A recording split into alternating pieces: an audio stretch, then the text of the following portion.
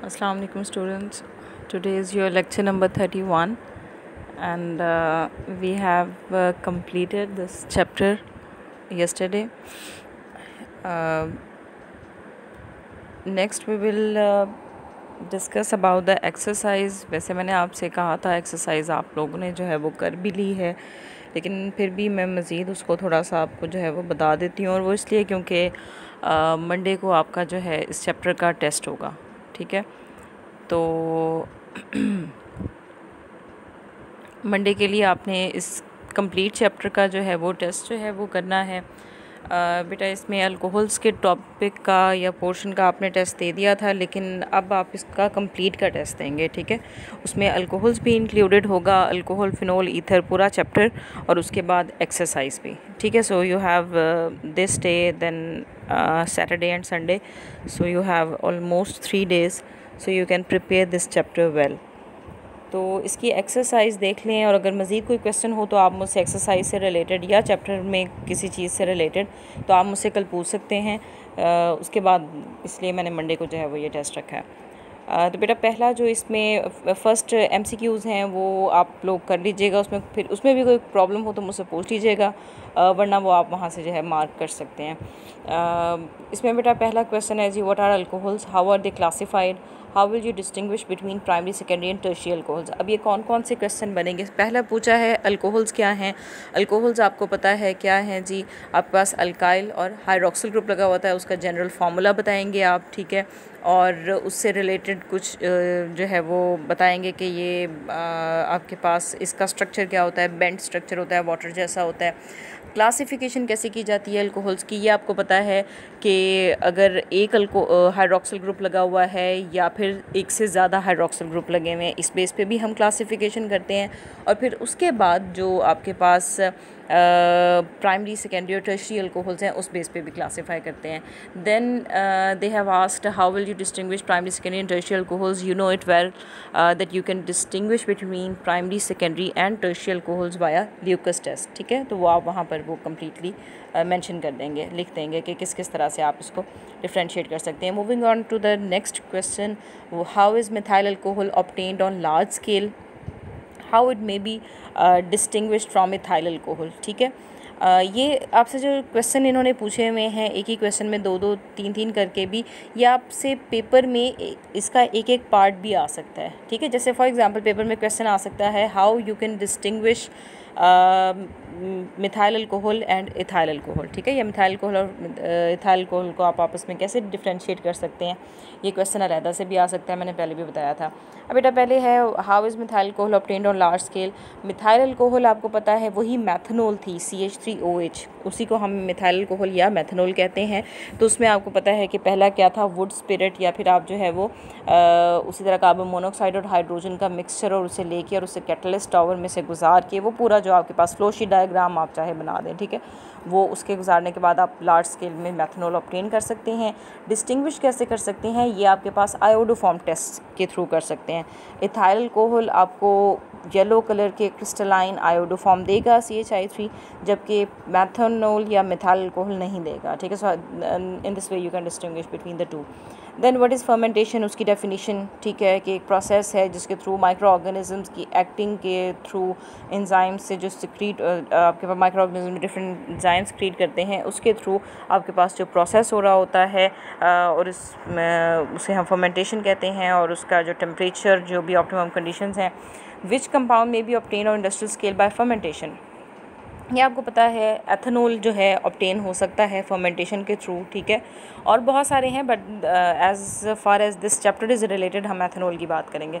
Explain the following terms. Absolute alcohol, ये definition वहाँ पे दी हुई है। ठीक है, एब्सोल्यूट अल्कोहल क्या है, मिथाइलेटेड स्पिरिट क्या है, 10% मिथाइलेट कर देंगे तो वो मिथाइलेटेड स्पिरिट। रेक्टिफाइड स्पिरिट, जब 95% आपके पास प्योर अल्कोहल को आप जो है वो जो 95% आपके पास प्योर अल्कोहल आ जाती है। ठीक है, और उसके बाद डीनेचरिंग ऑफ अल्कोहल है। डीनेचरिंग ऑफ अल्कोहल के 3 तरीके हैं, या तो आप पेरिडीन ऐड कर दें, या एसीटोन ऐड कर दें, या फिर मैथनॉल ऐड कर दें। ठीक है, so that's how you can denature alcohol. ये इंपॉर्टेंट है बहुत, जब ये बहुत दफ़ा 5 ईयर में भी आया हुआ है, आप साथ साथ 5 ईयर में से इसके क्वेश्चन भी देखिएगा। अच्छा, उसके बाद how does ethyl alcohol react with the following reagents. बेटा इथाइल अल्कोहल का सल्फ्यूरिक एसिड के साथ रिएक्शन दिया हुआ है वहाँ पे, ठीक है। फिर सोडियम के साथ रिएक्शन दिया हुआ है, PCl5 के साथ दिया हुआ है, एसिटिक एसिड के साथ जो ईस्टर की फॉर्मेशन होती है आगे वो दिया हुआ है, SOCl2 के साथ आपको पता है इथाइल क्लोराइड बन जाता है, वो दिया हुआ है, ठीक है। तो ये सारी रिएक्शंस आपके पास दिए हुए हैं। उसके बाद how will you obtain primary secondary tertiary course by reacting Grignard reagent with suitable carbonyl compounds. ये आपको याद हो जाना चाहिए। ग्रिग्नर रिएजेंट को आप अगर फॉर्मेल्डिहाइड के साथ रिएक्ट करवाएंगे तो प्राइमरी अल्कोहल मिलेगा, अगर आप उसे एसिटल्डिहाइड के साथ करवाएंगे तो आपको एसीटोन मिलेगा, यानी कि जो अगर आप एसीटोन के साथ करवाएंगे तो आपके पास सेकेंडरी अल्कोहल मिलेगा, ठीक है। एक मिनट, ये ग्रिग्नर रिएजेंट के साथ जो रिएक्शंस है ना कार्बोनाइल के साथ, मैं दोबारा रिपीट कर देती हूँ बेटा। अगर इसमें पहला था आपके पास 10th चैप्टर में, ग्रिग्नर रिएजेंट को अगर आप फॉर्मेल्डिहाइड के साथ ट्रीट करवाते हैं HCHO के साथ तो प्राइमरी अल्कोहल बनेगा, अगर एसिटल्डिहाइड के साथ करेंगे तो सेकेंडरी अल्कोहल बनेगा, और अगर आप इसे एसीटोन CH3COCH3 उसके साथ ट्रीट करवाएंगे तो फिर आपके पास जो है वो टर्शियल अल्कोहल बनेगा, ठीक है। तो इस तरह से आप बना सकते हैं। उसके बाद how will you distinguish between alcohol and, ये बहुत इंपॉर्टेंट क्वेश्चन है, बहुत दफ़ा आता है, शॉर्ट क्वेश्चन में आ जाता है, इनमें से कोई एक पूछ लेंगे how will you distinguish methanol and ethanol and etcetera. अच्छा, अल्कोहल और फिनोल को कैसे डिस्टिंग्विश कर सकते हैं। अल्कोहल आपको पता है ROH इस तरह के जो है वो प्रोडक्ट होते हैं, फिनोल में बेंजीन रिंग इन्वॉल्व हो जाता है, ठीक है। तो पहली बात तो कि फ़िनोल के अंदर क्योंकि बेंजीन रिंग इन्वॉल्व है, कोई एक रिएक्शन देख लें जहाँ पर अल्कोहल ने कोई और प्रोडक्ट दिया हो और फिनोल ने कोई और प्रोडक्ट दिया हो, ठीक है, एक ही के साथ है। फॉर एग्जांपल सल्फ्यूरिक एसिड के साथ ट्रीट करवा के देख लें, ठीक है। अगर आप अल्कोहल को सल्फ्यूरिक एसिड के साथ ट्रीट करवाएंगे तो रिएक्शन कुछ और होगा, और अगर फिनोल को करवाएंगे सल्फ्यूरिक एसिड के साथ तो आपको पता है बेंजीन सल्फोनिक एसिड बनता होता है। तो this is a way you can distinguish between the to, ठीक है। प्रोडक्ट दोनों के डिफरेंट होंगे। उसके बाद सेकंड है अल्कोहल और ईथर को कैसे डिफरेंशिएट करेंगे। अगेन वही काम करें, अल्कोहल और ईथर का कोई एक रिएक्शन देख लें जहाँ पर दोनों ने सेम रिएक्टेंट के साथ रिएक्शन किया हो लेकिन प्रोडक्ट जाहिर है डिफरेंट होंगे, ठीक है। तो वो आप वहाँ पे लिख सकते हैं। फिर मैथनॉल एथनॉल को कैसे डिफरेंशिएट करेंगे, वही आयोडोफॉर्म टेस्ट, ठीक है। उसके बाद टर्शियल अल्कोहल प्राइमरी अल्कोहल को ल्यूकोस टेस्ट से कर सकते हैं डिफरेंशिएट। 1 प्रोपेनॉल और 2 प्रोपेनॉल, इसमें बच्चे कंफ्यूज हो जाते हैं कि जी 1 प्रोपेनॉल 2 प्रोपेनॉल क्या है। बेटा 1 प्रोपेनॉल सिंपली प्राइमरी अल्कोहल है, ठीक है, CH3 CH2 CH2OH, जबकि जो 2 प्रोपेनॉल है ये आपके पास सेकेंडरी अल्कोहल बनती है CH3 CH3, और जो सेंटर वाला CH3 होगा उसके अंदर क्या होगा, उसके ऊपर जो है वो लगा। मैं यहाँ पे इसका स्ट्रक्चर बना देती हूँ जो 2 प्रोपेनॉल है उसका, ठीक है। ये आपके पास जो है वो 2 प्रोपेनॉल है, ठीक है। सेकंड कार्बन पे क्योंकि आपके पास हाइड्रोक्सिल ग्रुप लगा हुआ है ना, तो ये आपके पास 2 प्रोपेनॉल है। अब ये क्या है, प्राइमरी और सेकेंडरी अल्कोहल ही हुआ ना, तो प्राइमरी सेकेंडरी अल्कोहल को आप ल्यूकोस टेस्ट से डिफरेंशिएट कर सकते हैं। उसके बाद है give reasons for the following. Ethyl alcohol is a liquid while methyl chloride is a gas. ये आपको पता है इथाइल अल्कोहल में क्योंकि हाइड्रोजन बॉन्डिंग होती है उस वजह से वो लिक्विड होता है, जबकि मिथाइल क्लोराइड आपके पास हाइड्रोजन बॉन्डिंग नहीं होगी, वो गैसियस फॉर्म में होगा। Ethanol has higher boiling point than diethyl ether. Yes, क्योंकि अगेन वही बात, hydrogen bonding is the main point, ठीक है। हाइड्रोजन बॉन्डिंग की वजह से इसका मेल्टिंग या बॉइलिंग पॉइंट भी ज़्यादा होता है। फोर्सेस ऑफ अट्रैक्शन ज़्यादा हो गई ना, नॉर्मल फोर्सेस ऑफ अट्रैक्शन के साथ साथ अब हाइड्रोजन बॉन्डिंग को भी ब्रेक करने के लिए ज़्यादा एनर्जी चाहिए, दैट इज़ वाई मेल्टिंग या बॉइलिंग पॉइंट एथेनॉल का ज़्यादा है जबकि डाईइथाइल ईथर का कम है। Absolute alcohol can not be prepared by fermentation process. Absolute alcohol directly fermentation process से आप प्रिपेयर नहीं कर सकते हो, ठीक है। और उसकी रीज़न ये है, एब्सोल्यूट अल्कोहल पहले देखें आपके पास है क्या। जो आपके पास नॉर्मली जो अल्कोहल बनती है वो 14%, 12 to 14% तक आपके पास जो है वो आप कह सकते हैं प्योर है। फिर हम उसे बार बार उसकी डिस्टिलेशन करते हैं, उसे मज़ीद प्योरीफाई करते हैं और आपके पास तकरीबन 100% तक जो है वो प्योर अल्कोहल आ जाती है, ठीक है। डायरेक्टली फर्मेंटेशन से इसलिए नहीं कर सकते क्योंकि जो आपके पास फर्मेंटेशन में माइक्रो ऑर्गेनिज़म्स होते हैं वो इतनी हाई कंसंट्रेशन ऑफ अल्कोहल में किल हो जाते हैं, ठीक है, वो ख़त्म हो जाते हैं। आपने आजकल तो आपको अवेयरनेस भी बहुत ज़्यादा है इस बारे में कि अगर आप अल्कोहल बेस्ड सैनिटाइजर्स यूज़ करेंगे तो अगर कोई भी जर्म्स हैं, कोई माइक्रो ऑर्गेनिज़म्स हैं उस सरफेस पे या आपके हाथ पे तो वो ख़त्म हो जाएंगे। दिस इज़ द रीज़न, ठीक है। अगर आप इतनी हाईली कंसनट्रेटेड अल्कोहल यूज़ कर रहे हैं तो वो माइक्रो ऑर्गेनिज़म्स ख़त्म हो जाते हैं। दैट इज़ वाई फर्मेंटेशन से हम डायरेक्टली एब्सोल्यूट अल्कोहल प्रिपेयर नहीं कर सकते, ठीक है। उसके बाद ethanol gives different products with concentrated sulphuric acid under different conditions, ठीक है। ये भी आपके पास दिया हुआ है अल्कोहल में। अल्कोहल के अगर आप different concentration of sulphuric acid के साथ ट्रीट करवाएंगे तो आपको जो प्रोडक्ट हैं वो भी डिफरेंट मिल सकते हैं, ठीक है। Water has higher boiling point than ethanol, again वही बात, एथेनॉल में हाइड्रोजन बॉन्डिंग है लेकिन उतनी नहीं है जितनी वाटर में है, दैट इज़ वाई इसका बॉइलिंग पॉइंट भी ज़्यादा है, ठीक है। So how will you convert methanol into ethanol, methanol को एथेनॉल में आप कैसे कन्वर्ट कर सकते हैं, ठीक है। ये आपके पास जो मैथनॉल होता है CH3OH है, ठीक है, और जो एथेनॉल है दैट इज़ CH3CH2OH, ठीक है। तो इसके अंदर आपको पहले एक कार्बन ऐड करना होता है। पहले तो हम इसको जो है वो सिंपली आप यूँ भी कह सकते हैं कि ये 2 वेज़ जाके रिएक्शन बनता है। आपने ना इसका रिएक्शन जो है वो देख लेना है जाके, वैसे अब्दुल गफ़ार में भी दिया हुआ होगा मेरे ख्याल से, हाँ शायद दिया हुआ होगा वहाँ पे भी, और या तो वहाँ से देख लीजिएगा, ठीक है। ये 1-2 स्टेप्स हैं, ठीक है, ये एक सिंगल स्टेप रिएक्शन नहीं है, 2 या 3 स्टेप्स होंगे। अगर आपको ना मिले वहाँ से तो फिर मुझसे कंसल्ट कर लीजिएगा, ठीक है, कल के लेक्चर में, वरना वहाँ से देख लीजिएगा, अगर ना समझ आए तो फिर पूछ लीजिएगा। देन एथेनॉल इनटू मैथनॉल, दोबारा जिस तरीके से मैथनॉल को एथेनॉल में कन्वर्ट करते हैं बिल्कुल वही रिएक्शंस रिवर्स कर देंगे तो आपके पास मैथनॉल बन जाएगी। एथेनॉल को आइसोप्रोपाइल अल्कोहल में कैसे कहते हैं, देखें एथेनॉल प्राइमरी अल्कोहल है, आइसोप्रोपाइल अल्कोहल आपके पास ऑलमोस्ट सेकेंडरी अल्कोहल बनती है, ठीक है। तो उसके भी जो है वो आपके पास वही तकरीबन तरीका होगा जैसे मैथनॉल से आपने एथेनॉल को जो है वो प्रिपेयर किया है, ठीक है।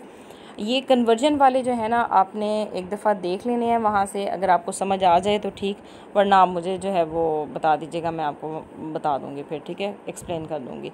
अच्छा, उसके अलावा formaldehyde into ethyl alcohol, formaldehyde को आप इथाइल अल्कोहल CH3CH2OH में कैसे कन्वर्ट कर सकते हैं। फॉर्मेल्डिहाइड आपको पता है क्या होता है वैसे जो फॉर्मेल्डिहाइड है इसे रिडक्शन के थ्रू करते हैं, ठीक है, रिडक्शन करनी पड़ती है हमें फॉर्मेल्डिहाइड को वापस अल्कोहल में कन्वर्ट करने के लिए। फिर एसीटोन को इथाइल अल्कोहल में कैसे कन्वर्ट कर सकते हैं, ठीक है। ये तमाम कन्वर्जन की रिएक्शंस आप करके देख लीजिएगा, अगर आपको ना समझ आए तो फिर पूछ लीजिएगा। क्वेश्चन नंबर 13 है जी, explain the following terms using ethyl alcohol as an example. ये सिंपल डेफिनेशंस हैं, बताना है आपने जो है वो इथाइल अल्कोहल की एग्जांपल देके कि ऑक्सीडेशन क्या है, डिहाइड्रेशन क्या है, स्टेरिफिकेशन क्या है, ईथर फॉर्मेशन क्या है, ये सारे रिएक्शंस आपके दिए हुए हैं। ऑक्सीडेशन का रिएक्शन भी दिया हुआ है, डिहाइड्रेशन वाटर का रिमूवल है वो भी दिया हुआ है, ठीक है। स्टेरिफिकेशन का रिएक्शन दिया हुआ है जहाँ पर आपने इथाइल अल्कोहल को एसिटिक एसिड के साथ ट्रीट करवा के ईस्टर बनाया था, ठीक है। और ईथर फॉर्मेशन का भी जो है वो दिया हुआ है कि इथाइल अल्कोहल से हमने ईथर की फॉर्मेशन वाले रिएक्शन में है ये, ठीक है, अभी जो कल पढ़ा था। उसके बाद compare the reactions of phenol with those of ethanol, discuss the difference if any. ये आपको जनरली भी पता है फिनोल और एथेनॉल के रिएक्शंस में क्या डिफरेंस है। फिनोल में डायरेक्टली बेंजीन रिंग होता है, उसकी वजह से डिफरेंस आ जाता है। उसके बाद arrange the following compounds in order of the increasing acid strength. बेटा एसिड स्ट्रेंथ किस तरह से, इंक्रीजिंग एसिड स्ट्रेंथ लिखा हुआ है ना, तो हमने इंक्रीजिंग में इस तरह लिखना है कि सबसे पहले वो लिखना है जिसकी एसिड स्ट्रेंथ सबसे कम है, फिर वो लिखना है जिसकी ज़्यादा है, ठीक है। इसके लिए जो साइन यूज़ करते हैं ना वो ये वाला है, ठीक है। इस तरफ वो वाला कंपाउंड आएगा जिसकी एसिड स्ट्रेंथ कम है और इस तरफ वो आएगा जिसकी ज़्यादा है। बात समझ आ गई। तो इसमें बेटा पहले वाटर है, एथेनॉल है, फिनोल है और एसिड है, जो हमारे पास ये जो C6H5 है ना, ठीक है, ये बेंजोइक एसिड है।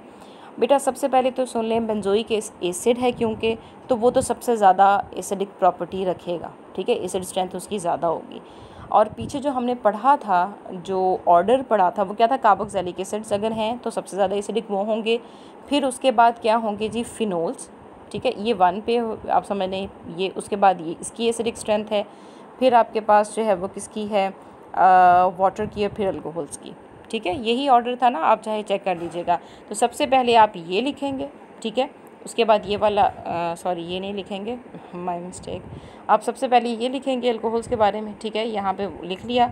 उसके बाद ये साइन लगा के फिर आप किसकी जो है वो लिखेंगे, वाटर की उससे ज़्यादा है, वाटर से ज़्यादा फिनोल्स की है और उससे ज़्यादा कार्बोक्सिलिक एसिड्स की है, ठीक है। Write down 2 method for preparation of phenol, what is the action of following on phenol. तो प्रिपरेशन ऑफ फिनोल दे दें, डाउस मेथड दे दें, साथ एक दूसरे वाला दे दें, ठीक है, सॉल्ट वाला।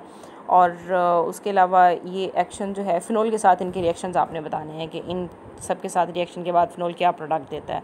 Give the uses of phenols, how bakelite is prepare from it, ये भी दिया हुआ है, वहीं से जाके देख लें। फॉर्मेल्डिहाइड के साथ रिएक्शन करके आप बेकलाइट बना सकते हैं।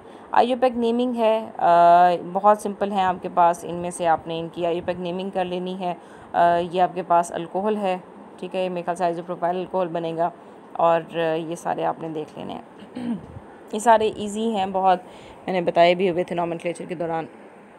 अच्छा, उसके बाद give which structural formula right structural formula for the following compounds, glycol, glycerol, carbolic acid C6, ये आपके पास वही बनता है C6H5OH, ठीक है, फिनोल का, एक फिनोल को कार्बोलिक एसिड भी कहते हैं, एसिटोफिनोन, पिक्रिक एसिड, ये सारे दिए हुए स्ट्रक्चर फार्मूलाज, आप वहीं से जो है वो देख लीजिएगा। उसके बाद नेम द फॉलोइंग कंपाउंड्स, इनके नाम आपने बताने हैं, और लास्ट में जो कंपाउंड्स दिए हुए हैं नाम, उनके स्ट्रक्चर बनाने हैं। तो ये जो स्ट्रक्चर बनाने हैं इनमें से प्रोपॉक्सी प्रोपेन का आपने पूछा था, वो मैंने बता दिया था। उसके अलावा सारे जो है वो बहुत सिंपल हैं, आप बना लीजिएगा, ठीक है। ये पूरी एक्सरसाइज आपकी जो है वो हो गई है, और मंडे को आपका इसका टेस्ट होगा। कल मुझसे पूछ लीजिएगा कोई क्वेश्चन अगर आपने पूछना हुआ तो। अल्लाह हाफ़िज़।